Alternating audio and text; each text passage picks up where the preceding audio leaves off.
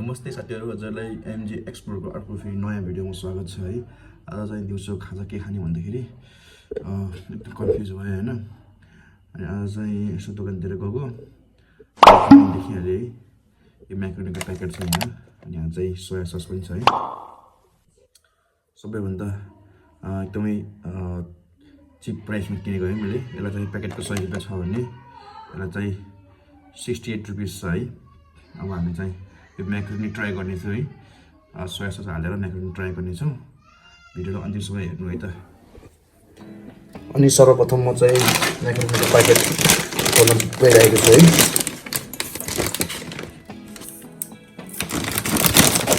म्याक्रोनीलाई म चाहिँ बोइल गर्नुपर्छ सुरुमा चाहिँ।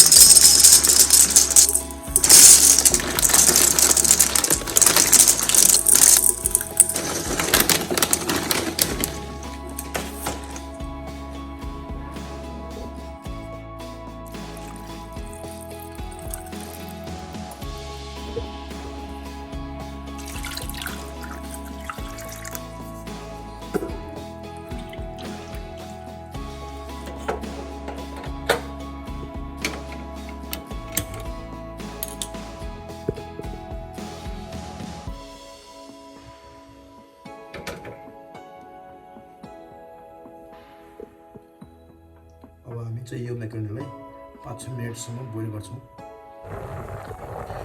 म्याक्रोनीको पानी चाहिँ अब उम्लिसकेको छ है। मजाले उम्लिरहेको छ। 5-6 मिनट भइसक्यो। मेबी अब यसो हेर्दाखेरि लाग्छ कि यो म्याक्रोनी चाहिँ लगभग पाकिसकेको छ है, सफ्ट भइसकेको छ।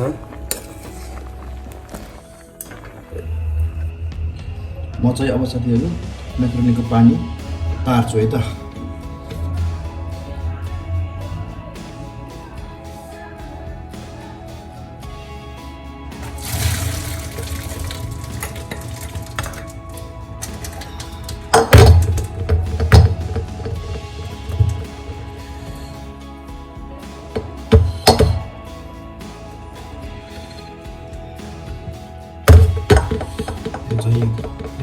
सफ्ट भइरहेको छ है, सफ्ट नै छ। खाँदाखेरि मजा आउँछ होला जस्तो लाग्छ।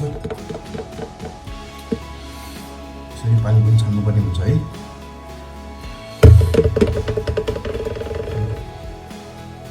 अब म चाहिँ यो छानेपछि अब मजाले यही मिटसँगै यही दालीसँगै म सेलाउनुको लागि एकछिन 2-4 मिनट फेरि राख्नेछु यतिकै।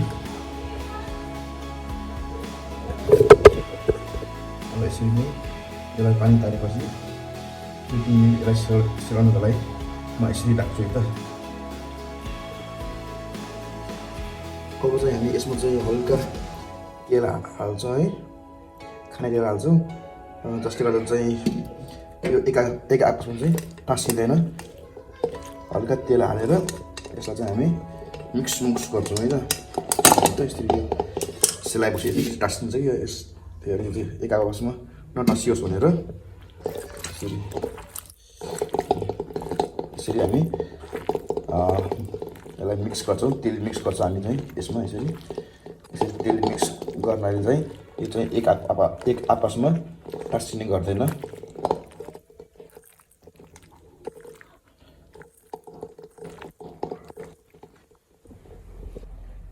र साथीहरु मैले चाहिँ आफ्नो बारीको साग पनि ल्याइसकेको छु है। साग ल्याइसकेको छु अनि प्याज पनि काटिसकेको छु र टमाटर पनि काटिसकेको छु। भने मसँग चाहिँ यहाँ छ ह्यान्ड ग्राइन्डेड मसला छ है। अब म चाहिँ यहाँ तेल हाल्न गइरहेको छु। तेल हालिसकेँ र ग्यासलाई पनि बढाउँछु। अब यो तेल तातो हुन्छसम्म हामी चाहिँ एकछिन वेट गर्नेछौँ।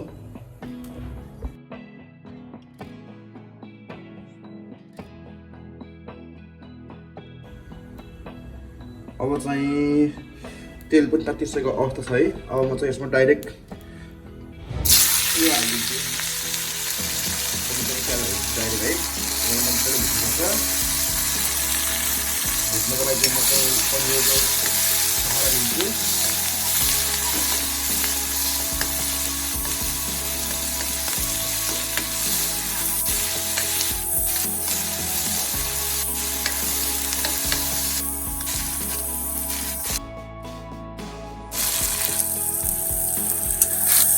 गोलभेडा नगलिन्जेलसम्म भुटिराख्नु पर्दछ।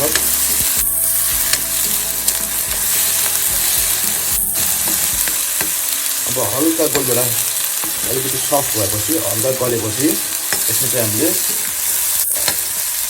मसला हाल्नेछौँ।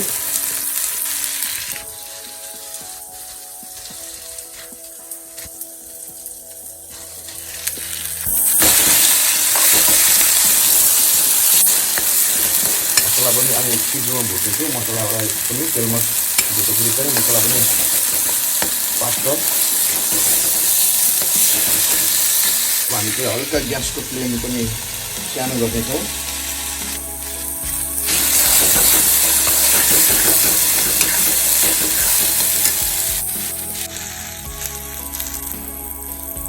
अलिकति बेसार पनि हाल्नेछौँ। फेरि यसलाई चलाउनेछौँ।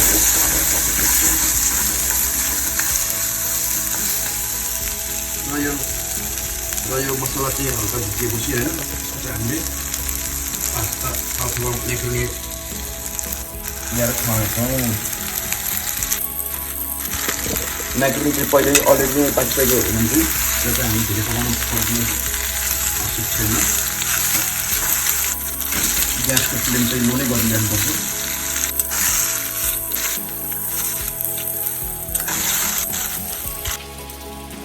र अघि काटेको साग पनि हामी यसमै हाल्नेछौँ। सामान्यतः यसमा चाहिँ मासु हाल्दा अति मिठो हुन्थ्यो है। हामी चाहिँ मासु अरू चाहिँ अलिकति भेज खाने मन लागेको हुनाले चाहिँ हामी चाहिँ भेज नै खान्छौँ। अरू चाहिँ साग मैले बनाएको।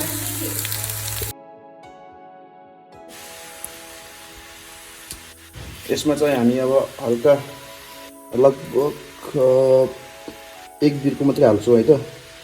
सोया सस हल्का डार्क कलर देखाउँछ यसले चाहिँ। अनि डार्क कलर देखाउनु साथसाथै यसले चाहिँ टेस्ट पनि ल्याउँछ है, नुनको काम पनि गर्छ।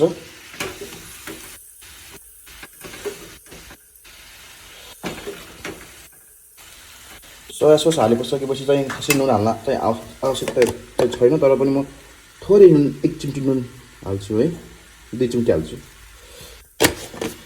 आई होप यो चाहिँ नुन चर्को नहोस् भन्ने चाहन्छु म।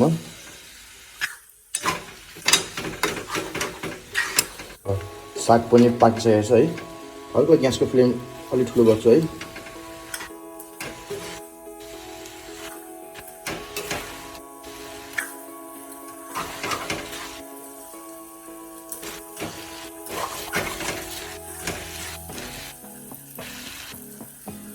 बास्ना त मिठो आछ।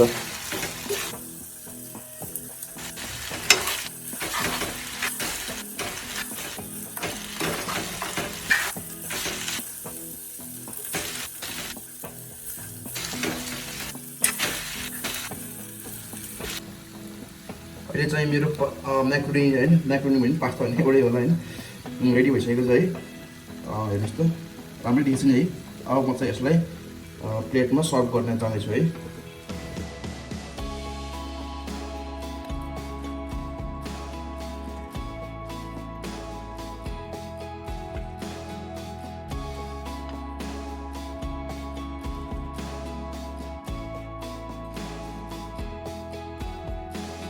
बास्ना त ग्रेट आछ।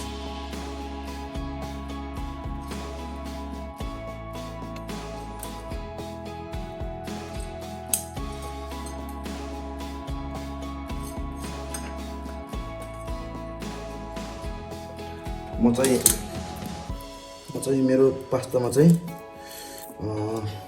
चिज पनि हालेर खान्छु है त।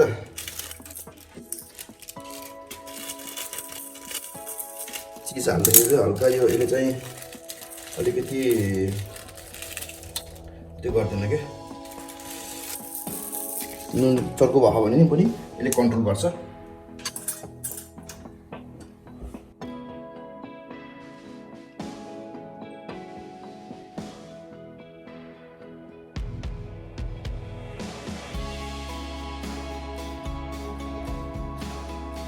ल गाइज, अब म चाहिँ मेरो चिज म्याक्रोनी ट्राई गर्न चाहँदैछु है त, कस्तो हुन्छ। चिज त फेरि यस्तो काट्नु चाहिँ यो चाहिँ यसमा अलिकति प्रब्लम भनेको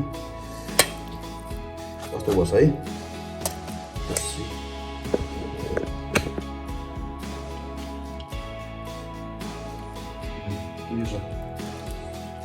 मैले त भन्नै परेन हल्का अलिकति नुनको कमी जस्तो लाग्छ मलाई नुन अलिकति बढी हाल्नु पर्ने हुन्छ तर यो नुन नखाने मान्छेहरूलाई चाहिँ त्यतिको पास्ता चाहिँ ठिकै है मिठै हो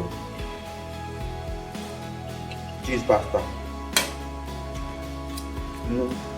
बल्ल अलिअलि लाग्छ यो नुनको चाहिँ मात्र कन्ट्रोल गर्नलाई चाहिँ त्यो चिजले पनि काम गरिरहेको छ है नुनको चाहिँ टेस्ट यसले चाहिँ बिसाएको छ कि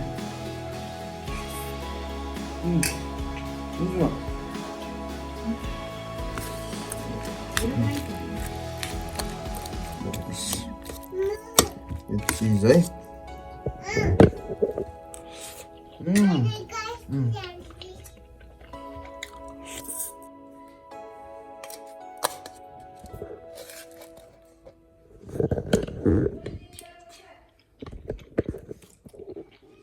चिज म्याक्रोनी पनि मिठो हुन्छ है तपाईँहरूले पनि अब घरमा यसरी नै बनाएर खान सक्नुहुन्छ है खाजाको रूपमा खाजा चाहिँ जहिले पनि चाउमिन मोमो खानुहुन्छ चाहिँ कहिलेकाहीँ यसरी घरमा बनाएर आफूले खान सक्नुहुन्छ